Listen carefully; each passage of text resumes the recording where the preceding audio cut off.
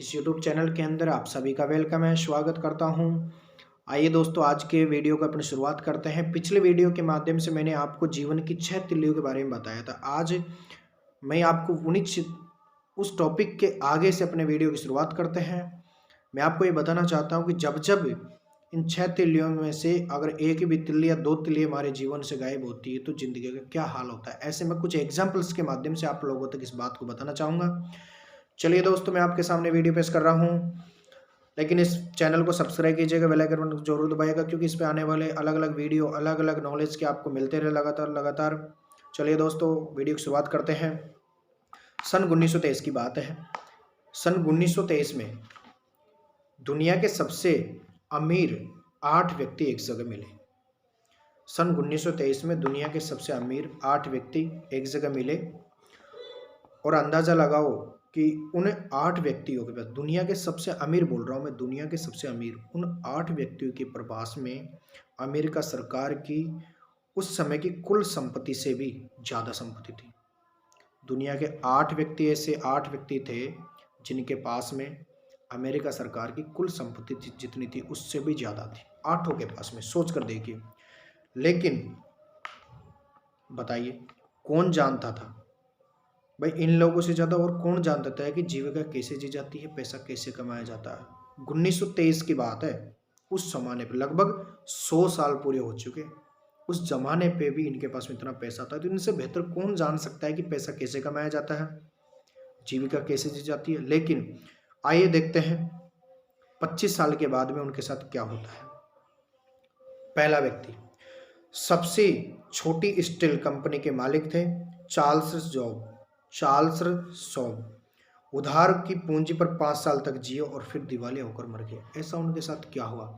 Steel company के मालिक Charles शॉब उधार की पूंजी पर 5 साल तक जिए और फिर दिवालिया होकर मर गए। ऐसा उनके साथ ऐसा क्या हुआ होगा। दूसरा एग्जाम्पल देखिए, मैं एक साथ बता दूंगा ऐसा उनके साथ क्या हुआ होगा जिसकी वजह से ऐसा हुआ। दूसरा एग्जाम्पल है, सबसे बड़ी गैस कंपनी के प्रेसिडेंट हार्वर्ड अबसन पागल हो गए। देखते हैं उनके साथ क्या हुआ। तीसरा व्यक्ति था एक बहुत बड़े व्यापारी आर्थर क्यूटन, ये भी दिवालिया होकर मर गए।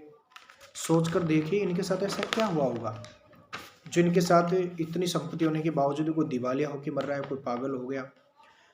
न्यूयॉर्क स्टॉक एक्सचेंज के प्रेसिडेंट रिचर्ड ह्यूटनी को जेल जाना पड़ा। इन्होंने ऐसा क्या किया कि जेल गए। राष्ट्रपति की कैबिनेट सदस्य अल्फ्रेड फॉल को जेल से इसलिए छोड़ दिया गया ताकि वो अपने जीवन के अंतिम दिन घर पर बिता सके। पांचवें व्यक्ति था राष्ट्रपति की कैबिनेट सदस्य अल्फ्रेड फॉल को भी जेल जाना पड़ा था, फिर जेल से छोड़ा ताकि आखिरी दिन अपने घर पर बिता सके।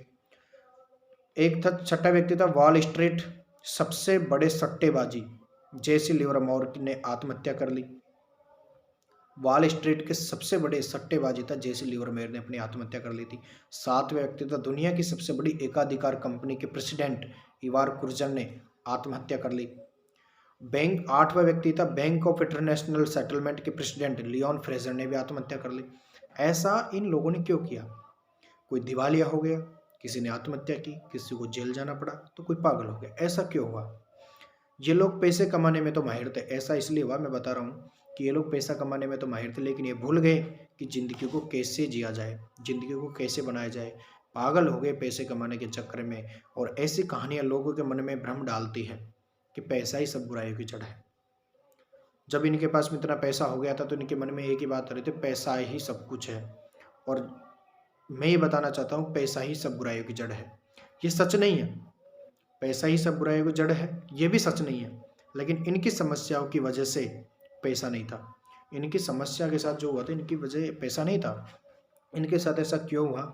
क्योंकि देखो, पैसे से तो भूखे को भी खाना मिलता है, गरीब को दवाई मिलती है, ज़रूरतमंद को कपड़ा मिलता है, नहीं सारी ज़रूरत की चीज़ें। कहते हैं कि पैसा भगवान तो नहीं, लेकिन भगवान से कम नहीं। लेकिन भगवान पैसे से जो सारी सुख सुविधाएं खरीदी जा सकती है पैसे से ही होती है, इसलिए पैसा भगवान से कम तो नहीं होता। लेकिन पैसा सिर्फ एक लेन देन का जरिया है। दरअसल उन्होंने पैसा कमाने के लिए ज़िंदगी में हुआ क्या कि दरअसल उन्होंने ज़िंदगी में पैसा कमाने के चक्कर में उन 5 तिल्लियों को भूल गए जिनकी वजह से जीवन चलता है।